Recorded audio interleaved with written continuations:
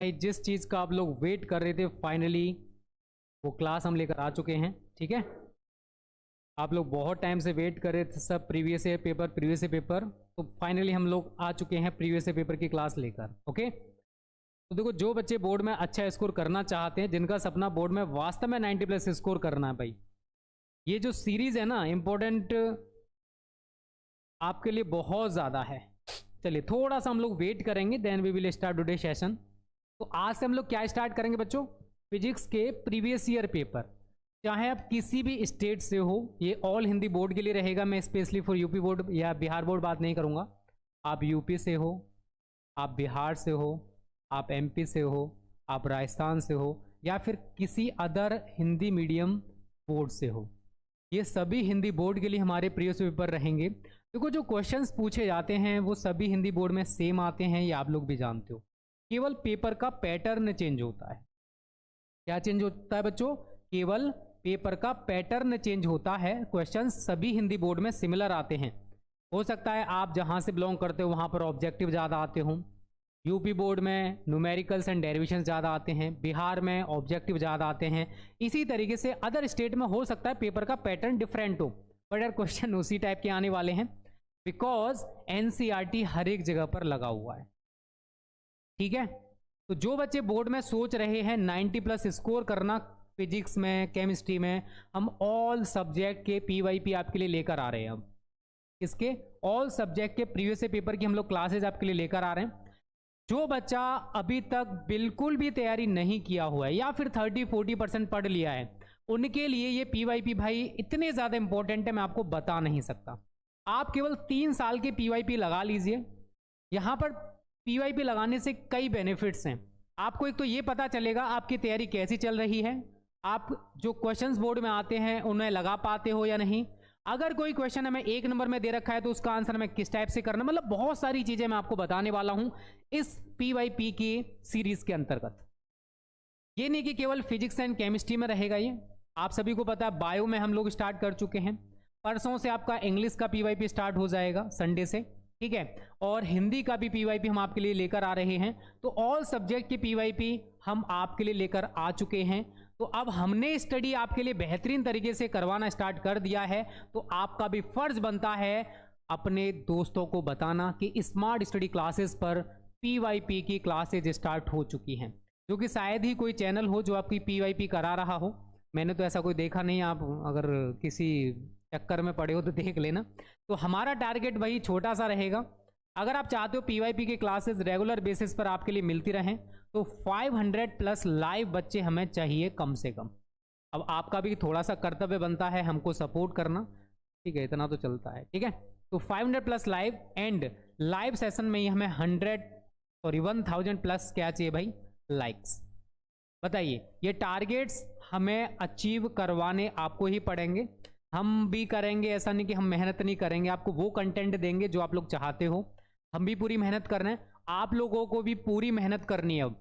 ठीक है ना, तभी बोर्ड में जो 90+ वाला सपना है ना आप लोगों का पूरा होने वाला। तो जल्दी से वीडियो को लाइक और शेयर जल्दी से कर दीजिए जिन्होंने अभी तक शेयर या लाइक नहीं किया है। क्योंकि देखो अगर आपने पीवाईपी लगा लिया तो मैंने आपसे क्या बोला, पीवाईपी के बाद आपको 50-60% भाई वही देखने को मिलेगा बच्चा पार्टी। इस चीज को याद रखना, मैं आपसे बार बार बोल रहा हूं, वही क्वेश्चंस बार बार रिपीटेड होते हैं। ऐसा नहीं है कि बोर्ड नए नए क्वेश्चंस बना लेता है। मैंने क्या बोला, देखो कुछ क्वेश्चंस हर साल नए बनते हैं, ऐसा नहीं कि हर क्वेश्चन नया बनेगा, नहीं, बहुत सारे क्वेश्चंस रिपीटेड होते हैं, ये आप लोगों को याद रखना है। ओके, चलिए सभी के लिए गुड इवनिंग। जो बच्चे लाइव आ चुके हैं और जो नहीं आए हैं जल्दी से लाइव आ जाओ भाई। गुड इवनिंग सभी के लिए जो बच्चे आ चुके हैं। चलिए गुड इवनिंग। देखो जीवेश राजपूत, अगर आप पीवाईपी लगा लेते हो ना तो बहुत सारे क्वेश्चंस आपको वही देखने को मिलेंगे।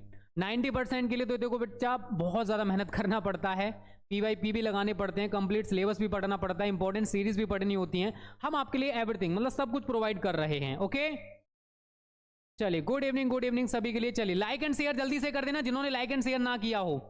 चलो मैं स्टार्ट कर दे रहा हूं। तो आज हम सबसे पहले पीवाईपी स्टार्ट कर रहे हैं बच्चा पार्टी फिजिक्स का।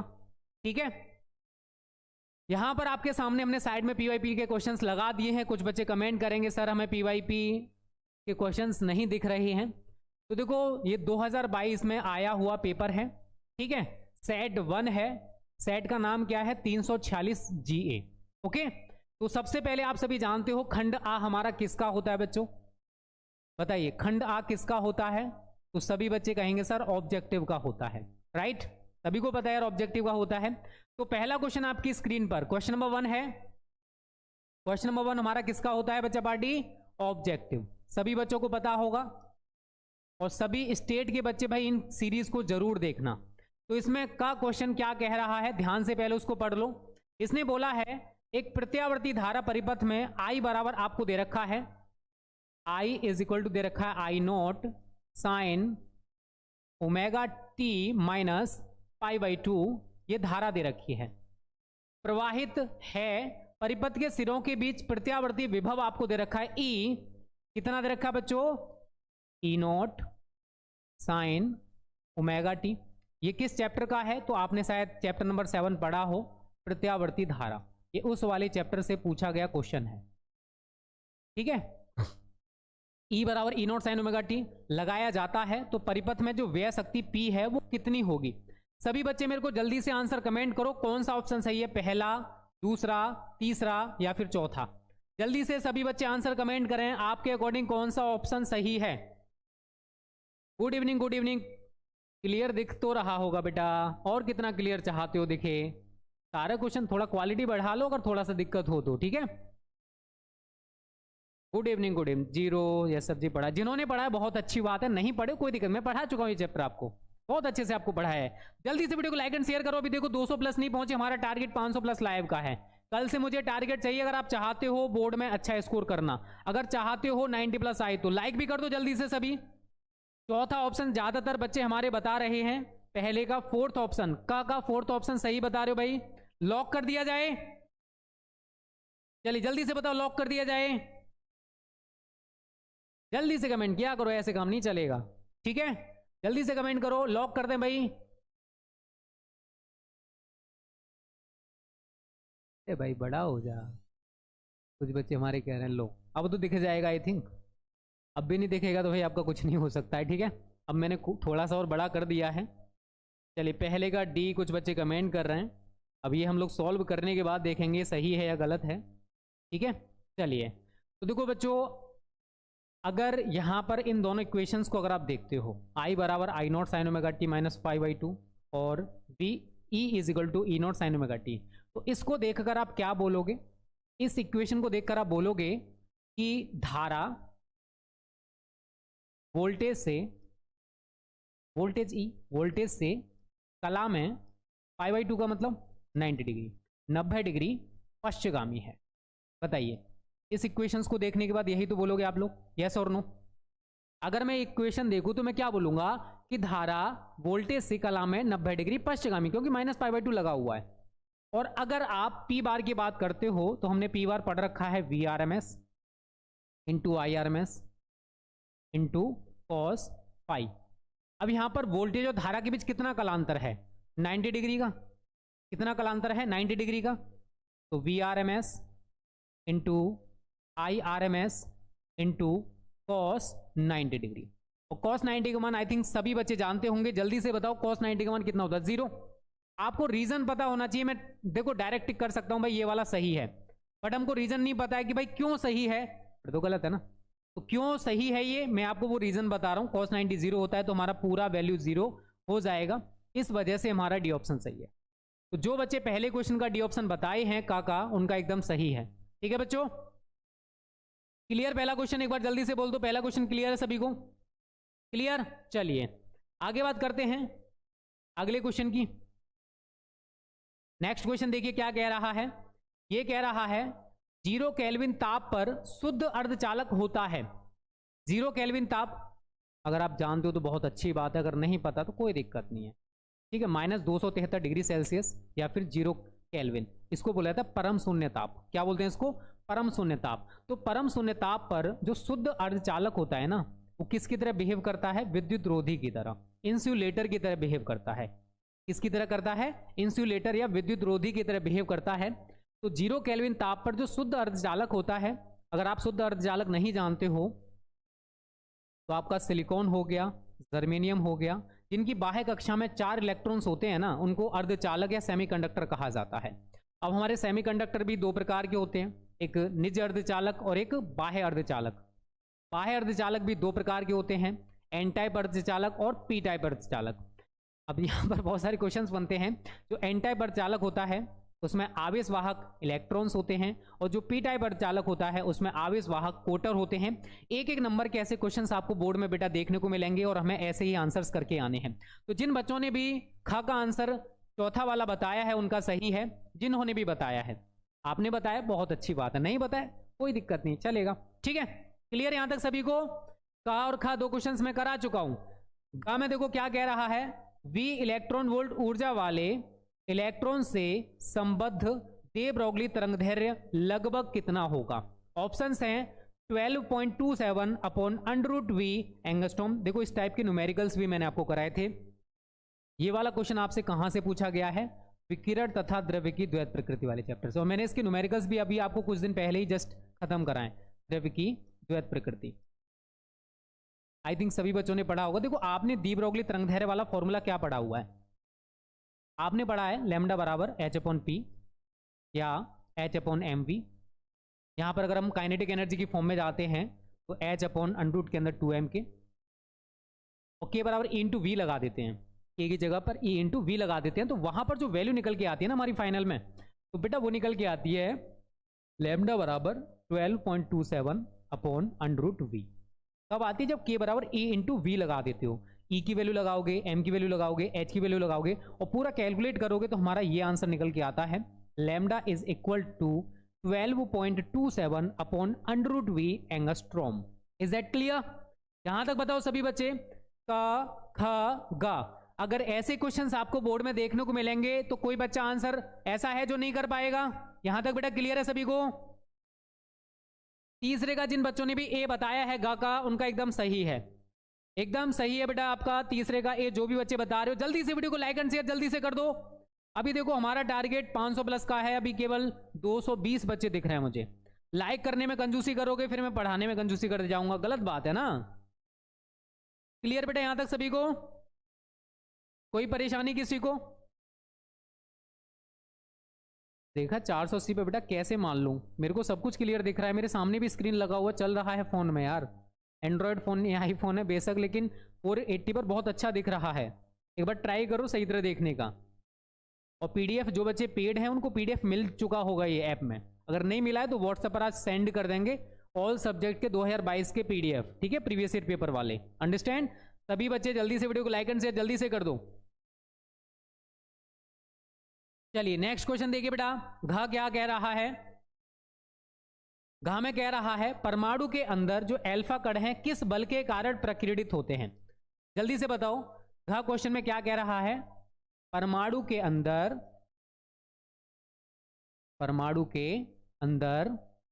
अल्फा कण किस बल के कारण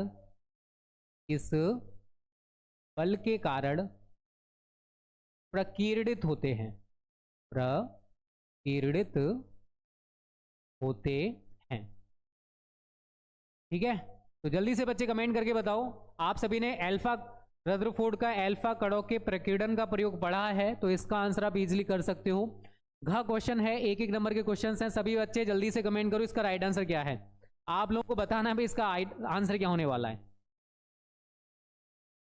चलिए जुबिन फैन क्लब का आंसर आ रहा है विपिन चौधरी। मैं आपसे ये नहीं कह रहा कि आप ABCD बताओ, बस मेरे को नाम बता दो भाई उसका राइट आंसर क्या है। मेरे को आप ABCD कमेंट मत करो बिकॉज ABCD मेरे को नहीं दिख रहा है। ओके जल्दी से बताओ सभी बच्चे। अगर देखो आपको 480 पर क्लियर नहीं दिख रहा है, PDF मैं आपको प्रोवाइड कर दूंगा व्हाट्सअप, जो बच्चे पेड हैं। अगर आप ये PDF चाहते हो, ऑल सब्जेक्ट के notes, important question, practice set with solution, previous paper, ये सब कुछ चाहिए तो बेटा उसके लिए आपको टांडा बेस्ट। देखो everything is not free, you know very well. ये सब कुछ आपको कहाँ मिलेगा? अगर आप ये प्रीवियस पेपर की PDF पाना चाहते हो, मॉडल पेपर, अनसोल्व पेपर लेके आओगे, वो भी आपको 500-600 रुपये के पड़ेंगे। यहाँ पर आपको सब कुछ मिल जाएगा, notes, important question with solution, practice set, previous paper.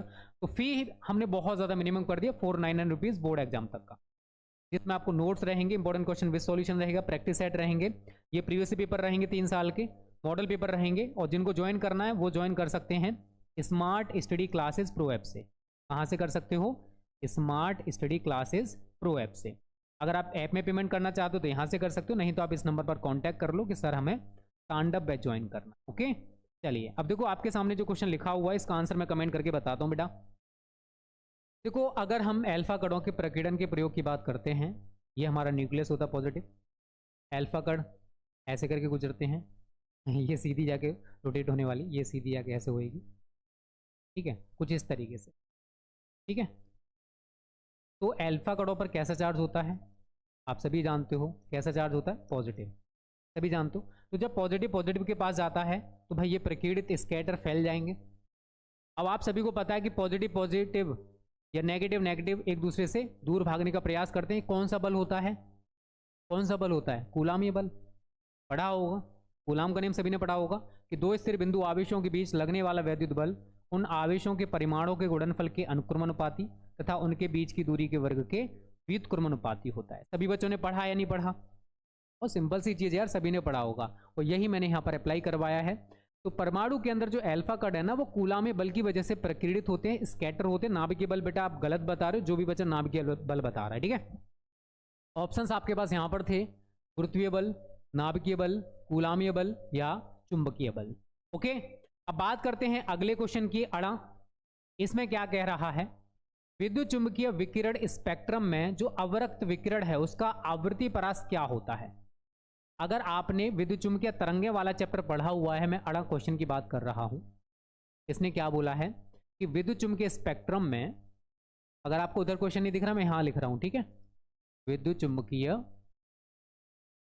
Spectrum में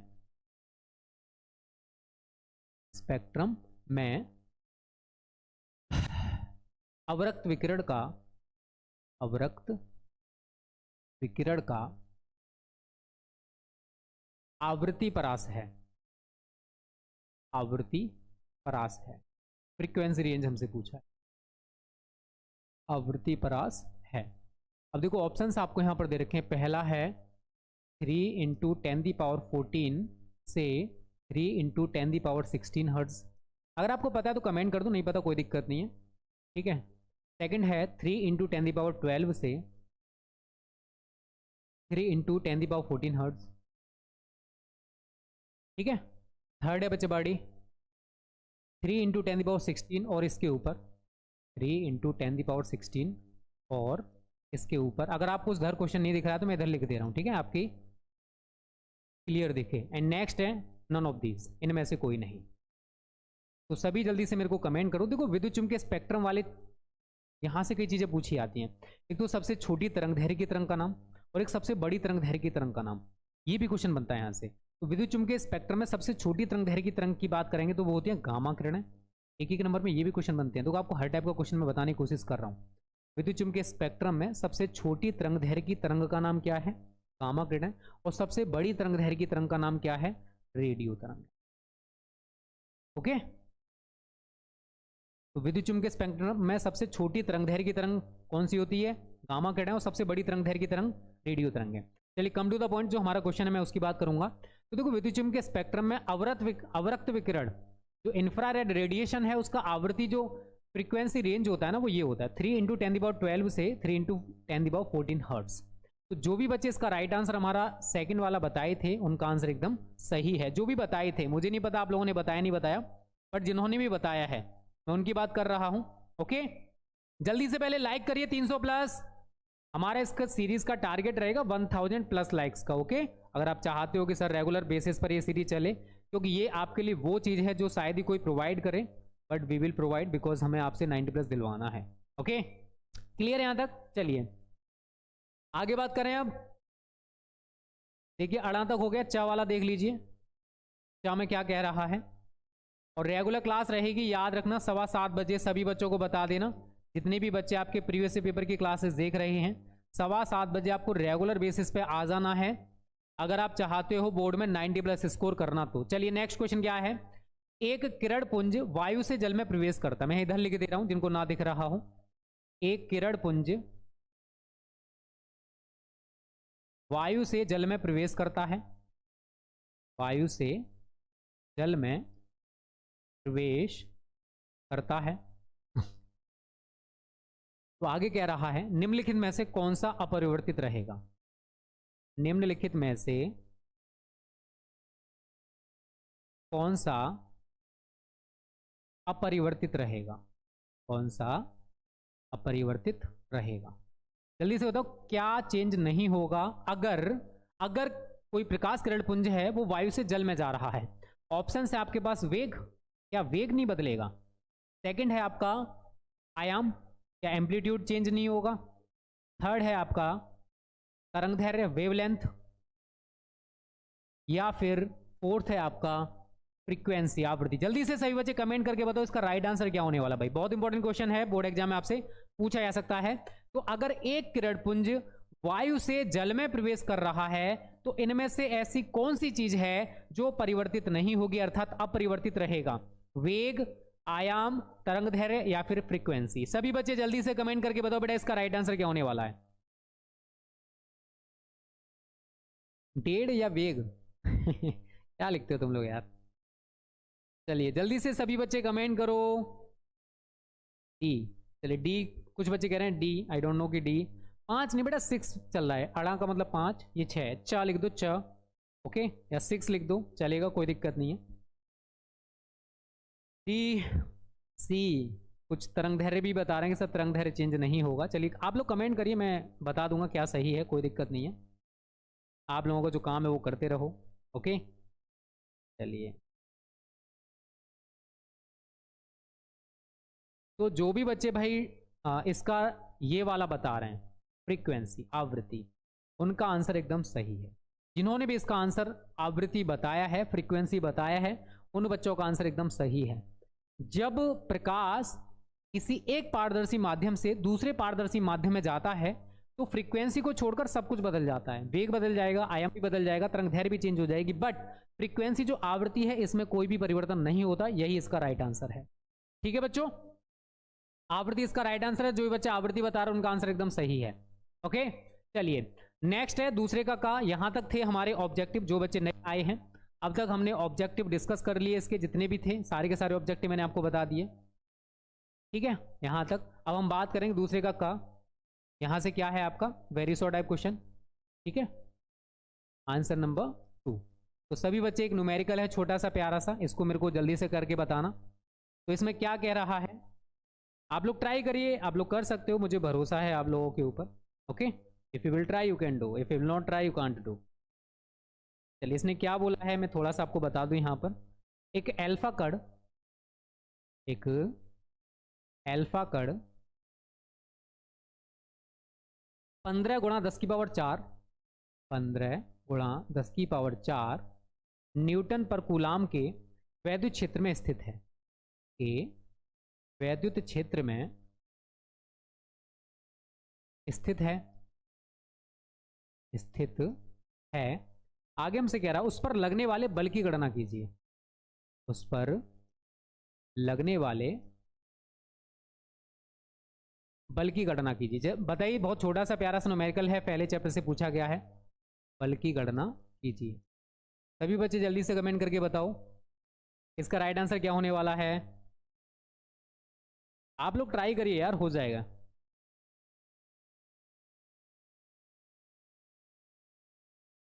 जल्दी से बताइए भाई सभी बच्चे, जितने भी बच्चे लाइव हो। वो तो हो गया, देखो 230 बच्चे लाइव हैं, बट लाइक मैं देख रहा हूँ 217, 300 प्लस जल्दी से कर दो, डू फास्ट। इसका आंसर का कमेंट करो भाई। बेटा डेरिवेशन नहीं, अभी फिलहाल जो चल रहा है उस पर फोकस कर लो, ठीक है। अभी चल रहे हैं प्रीवियस ईयर पेपर, जो पिछले साल में आए हुए क्वेश्चंस हैं वो करा रहा हूँ, और ये कंटेंट आपको पूरे यूट्यूब पर कोई नहीं करा रहा, ठीक है।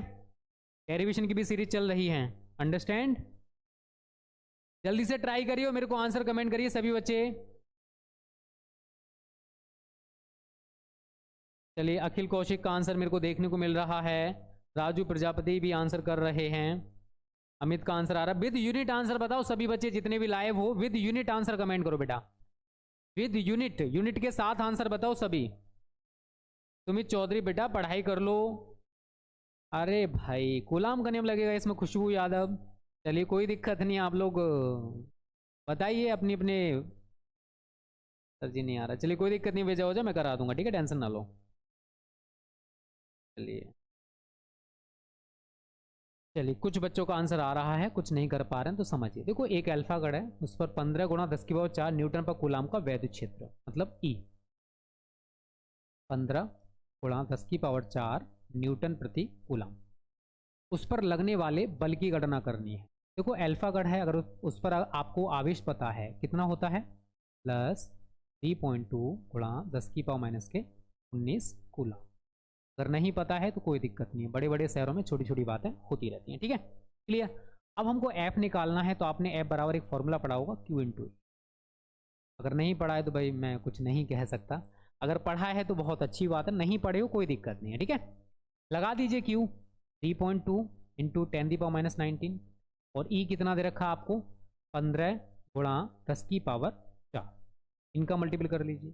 15 दूनी 30 की 0 हंस लगा 3, 15 3 45 तो 3 48, एक के बाद पॉइंट गुणा -19 प्लस का 4 10⁻⁻15। हर पॉइंट 4 और 8 के बीच में लगाओगे, एक नेगेटिव पावर कम हो जाएगी। 4.8 गुणा 10⁻⁻14 न्यूटन। ये हमारा आंसर था।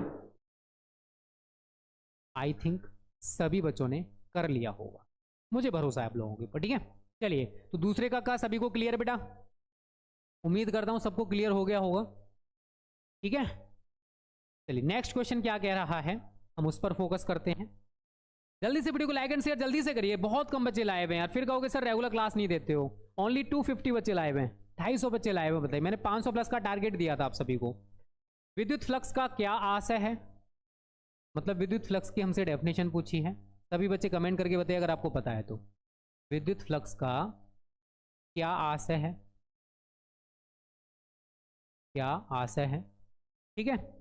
इसका मात्रक लिखिए, इसका मात्रक भी हमको बताना है, 1 नंबर का क्वेश्चन है, तो 1 नंबर के अकॉर्डिंग ही लिखना, ये नहीं कि आप रामायण लिखने से लग जाओ भाई। तो किसी वैद्युत क्षेत्र में, किसी वैद्युत क्षेत्र में, ठीक है, डेफिनेशन बहुत सिंपल है। किसी वैद्युत क्षेत्र में किसी काल्पनिक पृष्ठ से पृष्ठ के लंबवत गुजरने वाली वैद्युत बल रेखाओं की संख्या को वैद्युत फ्लक्स कहते हैं।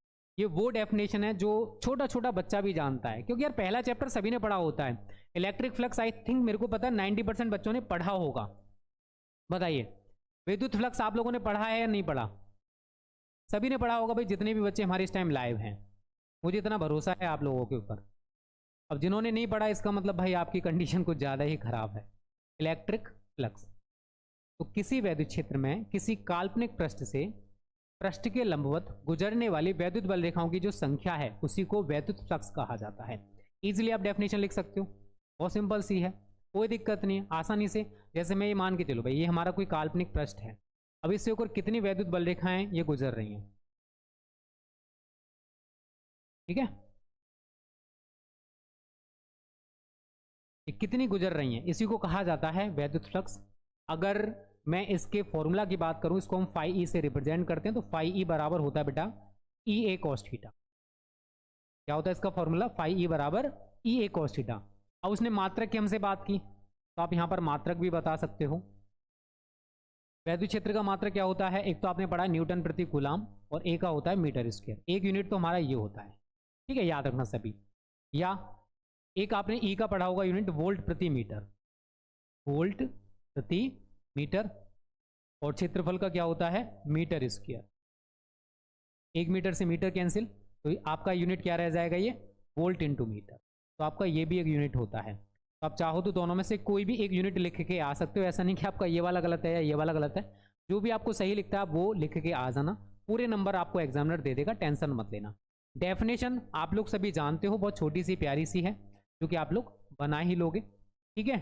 वैद्युत फ्लक्स हमारी, अगर राशि की बात करूंगा तो ये हमारी एक अदिश राशि है, एक स्केलर क्वांटिटी। देखो मैं केवल क्वेश्चन के अकॉर्डिंग आपको आंसर नहीं बता रहा, मैं उसका जितना भी काला चिट्ठा आपसे पूछा जा सकता, मतलब जो भी क्वेश्चन वहां से बन सकते हैं वो सारे आपको बताने की कोशिश करूंगा। अगर कैसे भी आए आप उसका आंसर करके आओगे। यहां तक क्लियर है सभी को? जल्दी से बताओ बेटा, यहां तक क्लियर है सभी को? Any problem in this? और 8:30 बजे रेडी रहना, केमिस्ट्री की प्रीवियस पेपर की क्लास रहेगी, ठीक है, 8:30 बजे, ओके। अभी देखो 300 प्लस लाइक नहीं पहुंचे हैं, गलत बात है यार, जल्दी से 300 प्लस लाइक्स कर दो सभी बच्चे जितने भी लाइव हो। लाइक में कंजूसी यार आप लोग करोगे तो फिर मन नहीं करेगा, और शेयर भी करते रहो जल्दी से, ओके। और जो बच्चे नए हैं चैनल को सब्सक्राइब कर लो भाई, क्योंकि अब यहीं पर होगा धमाका। क्या होएगा? धमाका। टेंशन ना लो, आप लोग उड़ेगे नहीं, ठीक है। चलिए क्लियर बेटा, आगे बढ़े अब अगले क्वेश्चन की तरफ। यहां तक क्लियर है तो आपको सभी को? चलिए मैं आगे बढ़ता हूं, यहां तक हमारे क्वेश्चन हो चुके हैं ख। आगे बात करते हैं ग। ध्यान से समझना है क्वेश्चन को, क्या कह रहा है उसी हिसाब से करने की कोशिश करना, ठीक है। ग में कह रहा है ओमीय एवं अनओमीय, ओमीय एवं अनओमीय, अनओमीय प्रतिरोधों के लिए, प्रतिरोधों के लिए वोल्टता V तथा धारा I के बीच, के लिए वोल्टता V तथा धारा I के लिए, धारा I के लिए ग्राफ खींचें। बताइए इस क्वेश्चन को कितने बच्चे कर सकते हो? सभी बच्चे कमेंट करके बताओ। सामने जो क्वेश्चन लगा हुआ है इसको कितने बच्चे कर सकते हैं? बहुत ही छोटा सा प्यारा सा क्वेश्चन है, बट मेरे को लग रहा है आप लोग कुछ कर लेंगे, कुछ नहीं कर पाएंगे। जल्दी से बताओ, ग वाला जो क्वेश्चन है कितने बच्चे कर सकते हैं? देखो ओमीय प्रतिरोध और अनोमीय प्रतिरोध सभी ने पढ़े होंगे, ओमीय परिपथ अनोमीय परिपथ सभी ने पढ़े होंगे। ओमीय प्रतिरोध क्या होते हैं? ऐसे प्रतिरोध जो ओम के नियम का पूर्णतः पालन करते हैं ओमीय प्रतिरोध कहलाते हैं, और जो ओम के नियम का पूर्णतः पालन नहीं करते अनओमीय प्रतिरोध कहलाते हैं।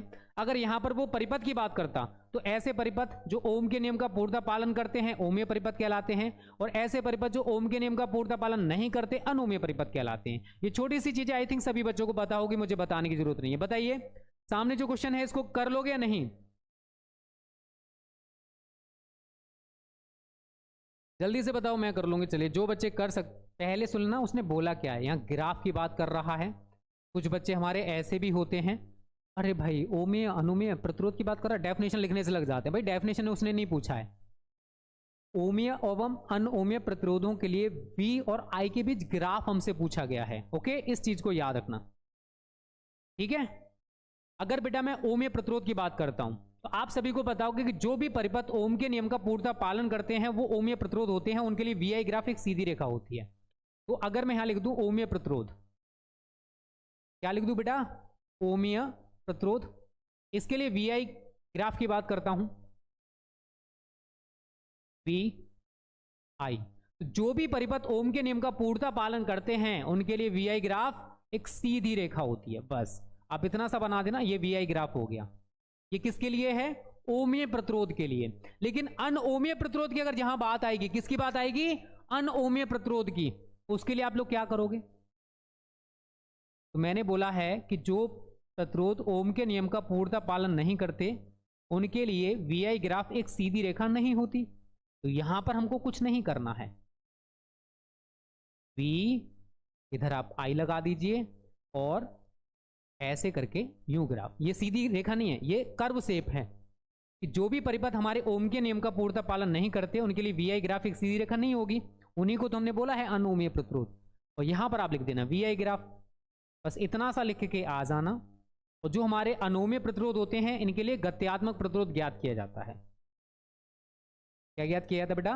गत्यात्मक प्रतिरोध, जिसको हम स्मॉल r से रिप्रेजेंट करते हैं, delta V upon delta I। ठीक है, यहां तक क्लियर है सभी को? देखो 280 बच्चे लाइव हैं। अभी भी हमारा जो टारगेट है ना 500 का, उससे हम कितने कदम दूर हैं बच्चों? 220 कदम। अगर आप चाहते हो इसी तरीके से आपकी बेहतरीन तरीके से तैयारी कराई जाए, एवरी सब्जेक्ट PYP रहेंगे, physics, chemistry, Hindi, English, biology, every subject. और अगर आप बोलोगे 500 प्लस का टारगेट अगर मैथ के लिए भी कंप्लीट कराओगे तो वो भी हम आपके लिए स्टार्ट करवा देंगे दोबारा से। बट वो ऐसे नहीं होएगा, पहले और सब्जेक्ट जो भी चल रहे हैं 5 सब्जेक्ट उस पर 500 प्लस लाइव कराओ, then we will start maths. Okay, यहां तक क्लियर है बेटा सभी को? गुड इवनिंग सभी के लिए, गुड इवनिंग। यहां तक क्लियर? एक बार बोल दो मैंने क्वेश्चन करा दिया है भाई आपका ग, सभी ने कर लिया होगा। जहीर अंसारी बेटा यहां पर सिंबल लग रहा है, और अगर यही बोर्ड में आया होता तो आप इसको छोड़ के आते, ठीक है। बट कोई दिक्कत नहीं है, स्मार्ट स्टडी क्लासेस से PDF बेटा ये मिलेगा जो बच्चे पेड है ना उनके लिए, ठीक है। PYP का जो PDF है, जो बच्चे पेड हैं जिन्होंने तांडव बैच ज्वाइन कर रखा है उनको ये PDF बेटा मिल चुका होगा, जिनको नहीं मिला है मिल जाएगा, ठीक है। एप्लीकेशन में देख लेना, आपको मिल चुका होगा, ठीक है। क्लियर यहाँ तक? चलिए आगे बात करते हैं बेटा घ। और जो बच्चे notes, important question with solution, practice set, model paper, previous paper जो आपके ये हैं इनको पाना चाहते हो तो उसके लिए बेटा तांडव बैच है। अगर आप अनसोल्व पेपर भी लेने जाओगे ना मार्केट से, वो भी आपको 500-600 रुपए के मिलेंगे। और यहाँ पर तांडव बैच की फी हमने 499 कर दी है। इसमें आपको नोट्स हैं, इंपॉर्टेंट क्वेश्चन विद सॉल्यूशन है, प्रैक्टिस सेट है, प्रीवियस पेपर, सब कुछ रहेगा। कहाँ मिलेगा सब कुछ? स्मार्ट स्टडी क्लासेस प्रो में। तो आप ज्यादा मत सोचो, एक साल बर्बाद होने से बेटर है कि कुछ रुपए देकर कुछ बेस्ट कंटेंट आपके लिए बनाया है वो ले लिया जाए। नहीं तो आप इस नंबर पर कॉन्टैक्ट कर लो कि सर मुझे तांडव बैच ज्वाइन करना है, सर मैं फेल होना नहीं चाहता। अब भी अगर 500 रुपए के लिए सोचोगे तो फिर एक साल बर्बाद आपकी होनी है भाई, क्योंकि 500 रुपये एक साल से ज़्यादा नहीं होते, आप लोग जानते हो। एक साल या फिर 500 रुपये, ये आपके ऊपर डिपेंड करता है। ओके चलिए नेक्स्ट क्वेश्चन है घा। दे ब्रोगली तरंगधैर्य को गतिज ऊर्जा के पदों में व्यक्त कीजिए। दे ब्रोगली तरंगधैर्य को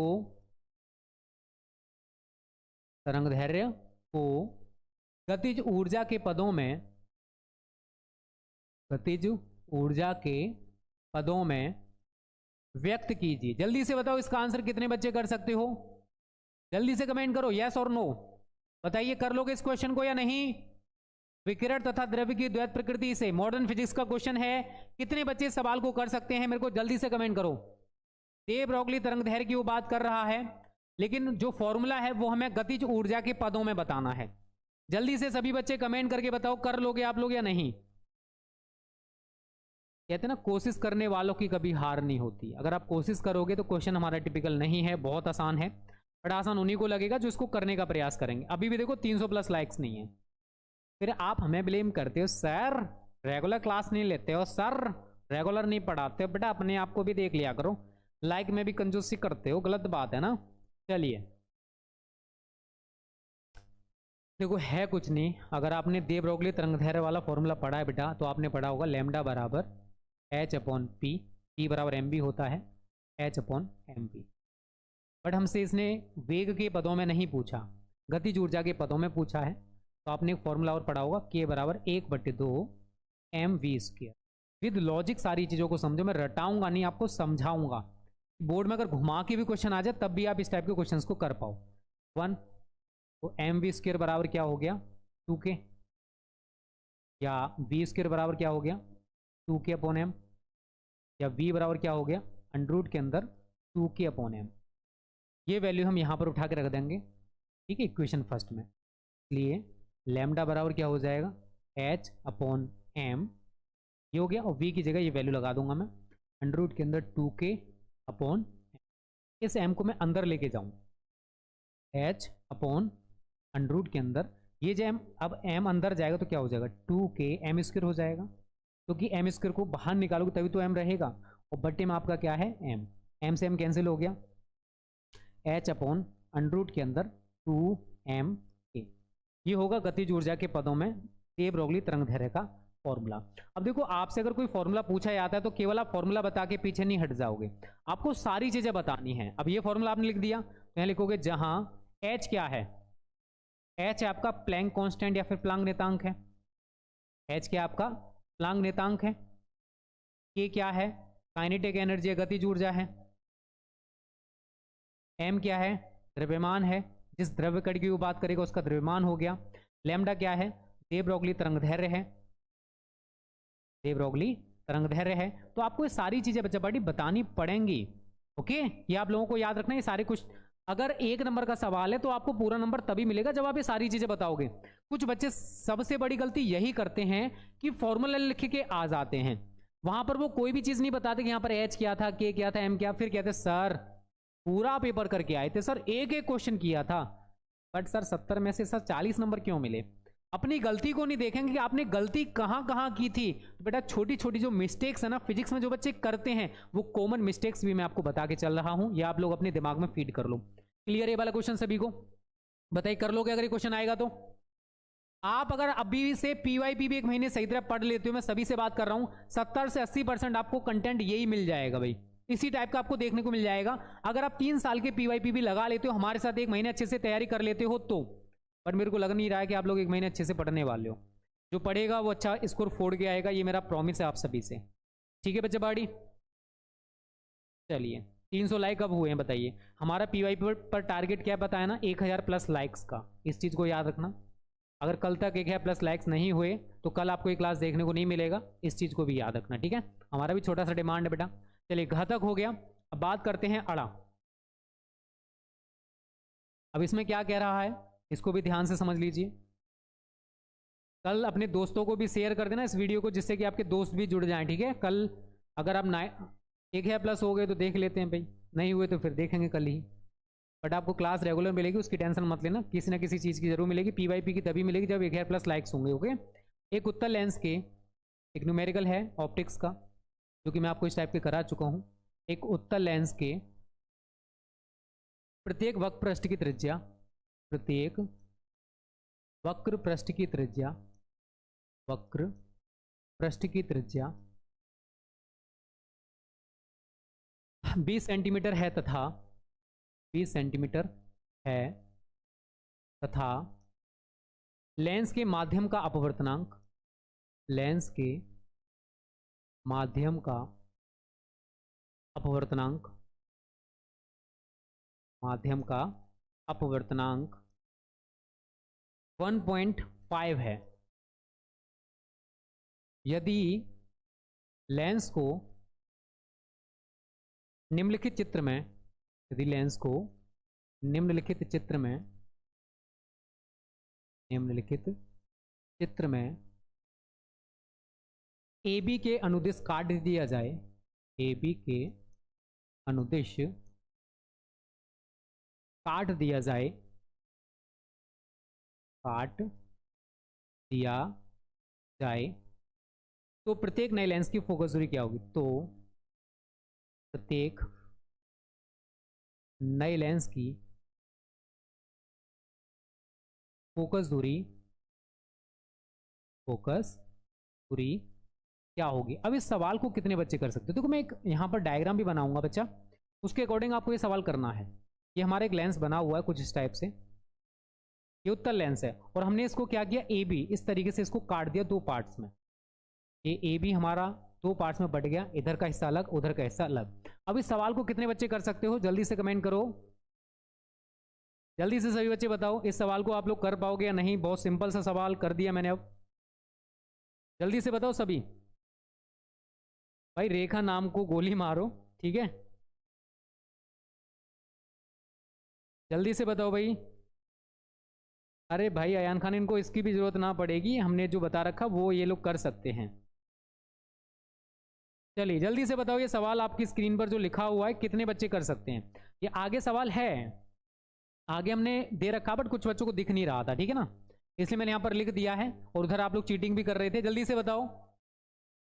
सर हमारे यहाँ पर बारिश हो रही है। पंकज भाई बारिश, चलिए कोई नहीं, हाँ मैं करवा दूंगा, टेंशन ना लो। जो बच्चे कर सकते हैं करिए, मेरे को आंसर बताइए, जो नहीं कर सकते हैं टेंशन ना लो, मैं करा दूंगा।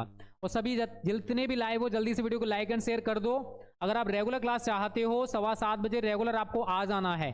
टारगेट 500 प्लस लाइव का है, आज मैं पढ़ा रहा हूँ थोड़े कम लाइव में। क्या दिख रहा है बेटा चलिए, अगर आप आवाज़ चेंज कर मज़ा तो मज़ा आता है। चलिए धन्यवाद जीविस।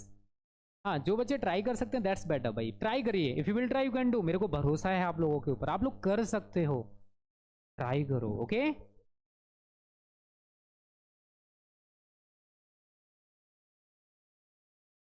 लाइक कर देना सभी जिन्होंने लाइक ना किया हो।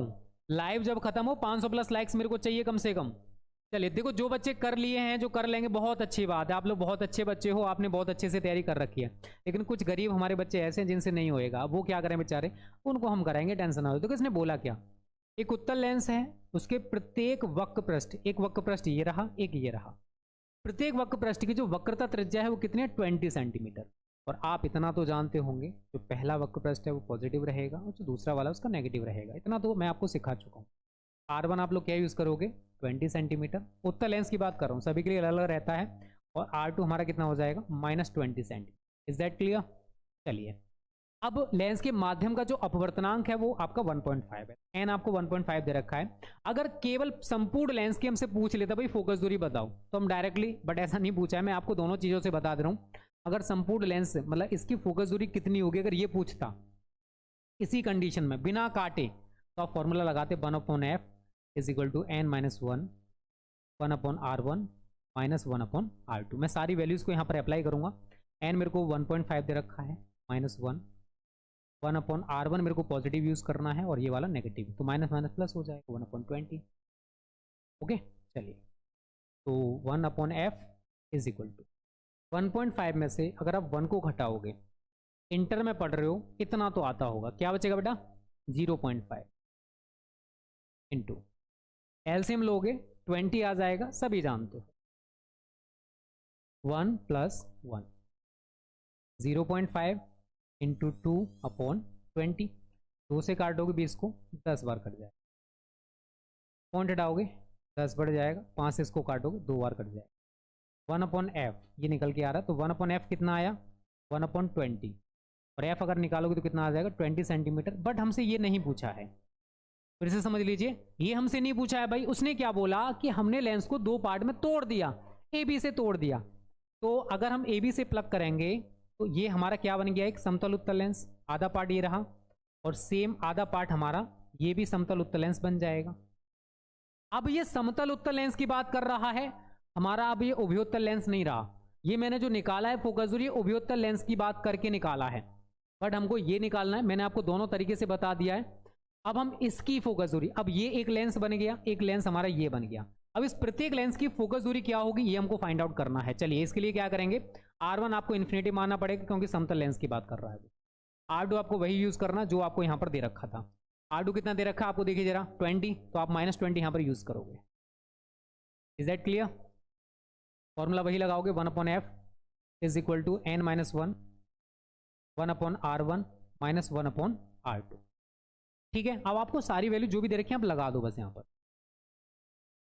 1.5 माइनस 1, R1 की जगह क्या लगाओगे इन्फिनेटिव, और R2 की जगह -20, तो प्लस 1/20, 0.5 ये 0 हो गया इंटू 1/20, पॉइंट हटाओगे 10 बढ़ा लो, 5 दूनी 20 हो गया, 1/f है, उल्टा करोगे f कितना आ जाएगा 40 सेंटीमीटर। तो प्रत्येक लेंस की फोकस दूरी आपकी इतनी ही होने वाली, क्योंकि दूसरा भी हमारा समतल उत्तल लेंस है। तो यहाँ लिख दोगे प्रत्येक लेंस की फोकस दूरी कितनी रहेगी 40 सेंटीमीटर। Is that clear? हो गया सभी का आंसर? अब मैंने आपको दोनों लॉजिक समझा दिए, वो कैसे भी बात करें आपको आंसर इसी टाइप से करना है। हाँ, बहुत अच्छी बात है विजय ओझा, जिन्होंने भी कर लिया है बहुत अच्छी बात है। जो नहीं कर पाए हैं कोई दिक्कत नहीं भाई, बड़े बड़े शहरों में छोटी छोटी बातें होती रहती हैं। ओके, जल्दी से 400+ लाइक्स कर दो सभी, जल्दी से करिए लाइक जिन्होंने ना किया हो, कंजूसी नहीं करते, अच्छे बच्चे हैं, कोई बात नहीं। देखो यदुवंशी हंडिया भाई, ये नाम ही तुम्हारा बड़ा अजीब सा है, टेंशन ना लो, न्यूमेरिकल्स की सीरीज मैंने बहुत सारी चला रखी है, न्यूमेरिकल्स बहुत ज़्यादा करा रखे हैं, एक बार चेक तो करो प्लेलिस्ट में आपको सब कुछ मिल जाएगा, 100 type questions, derivations, numericals, object questions, chapter wise classes, सब कुछ प्लेलिस्ट में ऑलरेडी है, एक बार चेक करो। स्मार्ट स्टडी क्लासेस की प्लेलिस्ट, आपको सब कुछ मिल जाएगा, इधर उधर भटकने की आपको जरूरत नहीं पड़ेगी। ओके, हो गया सभी का? स्क्रीनशॉट ले लो जिनका नहीं हुआ है, मैंने आपको करा दिया बेटा, देख लीजिए क्वेश्चन ये वाला भी। ओके, चलिए आगे बात करते हैं अगले क्वेश्चन की। अब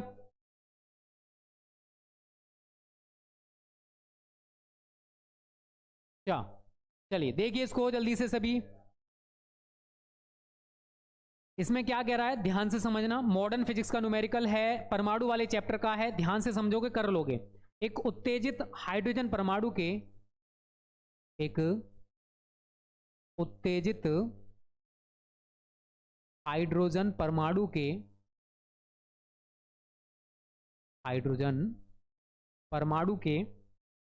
इलेक्ट्रॉन की ऊर्जा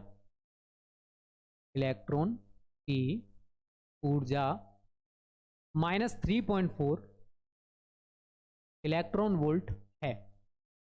इलेक्ट्रॉन का कोणीय संवेग ज्ञात कीजिए। इलेक्ट्रॉन का कोणीय संवेग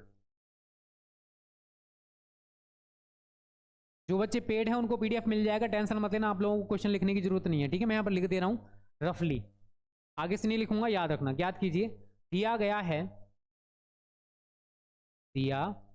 है एनवी कक्षा में इलेक्ट्रॉन की ऊर्जा, एनवी कक्षा में इलेक्ट्रॉन की ऊर्जा बराबर, मैं ये सवाल करा चुका हूँ आपको, मैं ये सवाल आपको करा चुका हूँ। जो बच्चे हमारे साथ रेगुलर स्टडी कर रहे हैं वो इस सवाल को कर सकते हैं। चलिए जल्दी से बताओ, जो स्क्रीन पर क्वेश्चन लगा हुआ कितने बच्चे इसको कर सकते हो। बहुत छोटा सा प्यारा सा क्वेश्चन है, आप लोग कर लोगे, मुझे भरोसा है आप लोगों के ऊपर।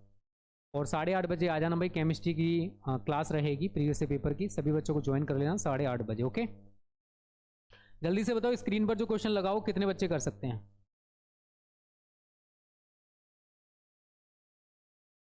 जल्दी से बताओ, स्क्रीन पर क्वेश्चन। भाई रॉक, कैसे तुम परेशान करते हो बच्चों को, तुम्हारी परेशानी क्या है ये बताओ रॉक। अरे पढ़ लेने दो बेटा, तुम्हारा तो इंटर हो गया, इनको कर लेने दो इंटर, अंडरस्टैंड।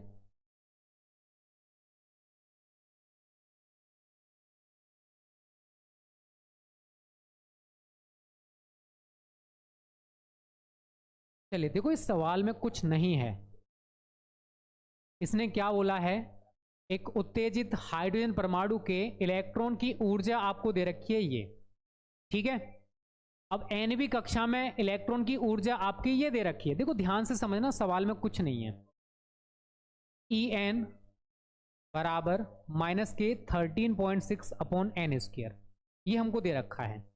अब जो En की वो बात कर रहा है वो आपको वहां पर दे रखी है -3.4, देख लीजिए आपको ऊपर दे रखा है -3.4 दे रखा है ना। चलिए मैं यहां पर लिख दूंगा -3.4 is equal to -13.6 upon n square. Minus से माइनस कैंसिल, एन स्क्वायर को यहाँ ले आओ, इसको यहाँ ले जाओ, n square is equal to 13.6 upon 3 point से पॉइंट कट जाएगा, और 34 से इसको काटोगे 4 टाइम्स कट जाएगा, 4 टाइम्स। तो n square is equal to कितना आ गया 4, या एन बराबर कितना आ जाएगा आपका 2, भाई अंडरूट आ जाएगा इधर। अभी हमारा सवाल खत्म नहीं हुआ, हमसे क्या पूछा उसने, कोणीय संवेग। तो अगर आपने बोर का परमाणु मॉडल पढ़ा है तो आपको जे बराबर मैंने पढ़ाया है NH/2π। जो बच्चे रेगुलर हैं वो इसको जानते होंगे, जो नहीं जानते भाई थोड़ा सा मेहनत कर लो, ठीक है। अब जे हमको फाइंड आउट करना है, एन हमको 2 दे रखा है, प्लांक कांस्टेंट 6.6 × 10⁻34 होता है जूल सेकंड बटे 2, पाई कितना होता है 3.14। आगे आपको कैलकुलेशन करना है और जूल सेकंड में आपका आंसर आ जाएगा। जो भी आंसर आए आप लोगों को मेरे को कमेंट करके जरूर बताना है, ठीक है बच्चों। तो आज हमने 2 खंड इसके खत्म कर दिए हैं, खंड आ और खंड बा, ओके बच्चे बड़ी देख लीजिए सभी, खंड आ और खंड बा मैंने करा दिया है।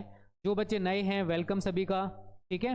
और रेगुलर आपको 7:15 बजे आ जाना है। फिजिक्स में अगर 90+ स्कोर करना चाहते हो, ऑल हिंदी बोर्ड के बच्चे इससे तैयारी कर रहे हैं, यूपी बिहार MP राजस्थान सभी हिंदी बोर्ड्स के बच्चे, ठीक है। तो ये सेशन हम यहीं पर ख़त्म करेंगे बच्चों।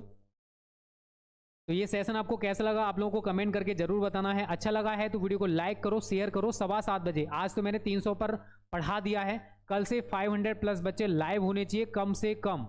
इससे ज़्यादा आपकी अपेक्षा है, जितना चाहते हो कर सकते हो, बट मिनिमम 500+ बच्चे हमें लाइव चाहिए, ठीक है। अब आपसे मिलेंगे 8:30 बजे, तब तक के लिए टाटा बाय बाय।